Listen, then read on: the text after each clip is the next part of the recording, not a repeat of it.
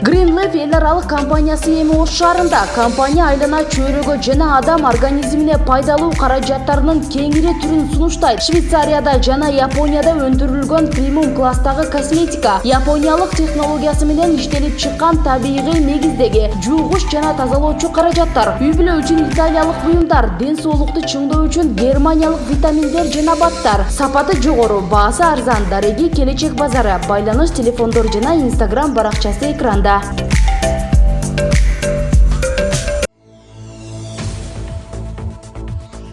Орусиядан Ошко учуп келген 2 тажик жараны аэропортто кармалып турат. Манас аба майданынын маалымат катчысы Алия Курбанова Орусиянын Сургут шаарынан Ошко учуп келген 2 тажик жараны чек арада кармалып жатканын ырастады. Анын айтымында алар Орусиядан депортация болушкан. Тажик жараны Маргарита Расулова 6 жаштагы кызы менен 25 майда Орусиядан Ошко учуп келгенин, 3 күндөн бери Кыргызстандын аэропортунан чыга албай жатканын айтып, Азаттык радиосуна кайрылган. Тажикстан менен чек ара жабык деп жатышат. Бизди кайра Сургутка жиберишет экен. Биздин документтерибиз Тажикстанга барганга гана жол берет. Орусия бизди кайра кабыл албайт. Ал жака барганга каражатыбыз да жок. Акыркы акчабызды чогултуп 38 000 рубльга билет сатып алып, мекенге кайтып келе жатканбыз. Орусиядагы аэропорттон Ошко барып, андан Тажикстанга кетсе болорун айтышкан. Бирок бизди кое бербей жатышат. Сууда беришкен жок. Сырттан нан сатып жейли десек да чыгарбай жатышат, деди Расулова.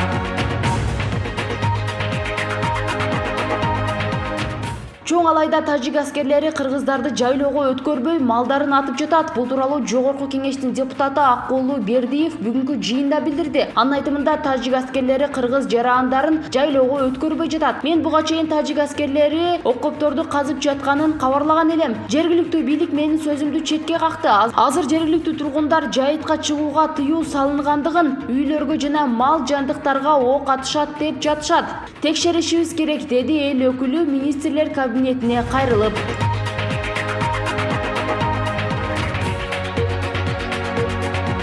Кыйкырык Мушташ Ош базарындагы башаламан сооданы иретке келтирүү уланууда. Ош базардын айланасындагы башаламан сооданы иретке келтирүү аракеттери уланууда. Соодагерлер бийлик өкүлдөрүнүн аракеттерине каршылыгын көрсөтүп, арабаларын талашып жатышат. Кадрларда аялдар өз орундары үчүн мэриянын кызматкерлери менен кантип талашып жатканы көрсөтүлгөн. Окуя кыйкырыктар менен коштолуп, алар менен муниципалитеттин кызматкерлеринин ортосунда Мушташ жүрүп жатат. Бүгүн 27 майда өкмөт үйүнүн алдында митинг өттү. Анын катышуучулары жеке тарапка өтүп кеткен жерлерди, пансионаттарды мамлекетке кайтарууну талап кылышууда. Ошол менен катар эле президенттик администрациядан Ислам Жусупбековду кызматтан бошотуу талабын да айтышууда. Кыргызстандан жоголгон 20 жаштагы кыз Россиядан табылды. Бир жумадан бери дайынсыз болуп жаткан 20 жаштагы Асы аттуу кыргызстандык кыз Россия Федерациясынын аймагынан табылды. Маалыматты Ички иштер министрлигинин Россиядагы өкүлчүлүгү тастыктады. Маалыматка караганда Асы соц тармак аркылуу башка улуттагы жигит менен таанышып, ал аны Москвага чакырган. Кийин ал бардык аккаунттарды өчүрүп, жакындарына айтпастан Москва шаарына учуп кеткен. Билетти болжолдуу түрдө ошол бала сатып берген. 21 май күнү кыз үйүнө келген эмес, 22 майдан тарта жакындары аны издеп баштаган. Ал эми 26 майда Асы Россиянын аймагынан ИИМдин Россия Федерациясындагы өкүлчүлүгүнүн кызматкерлери тарабынан табылып, жакындарына тапшырылган.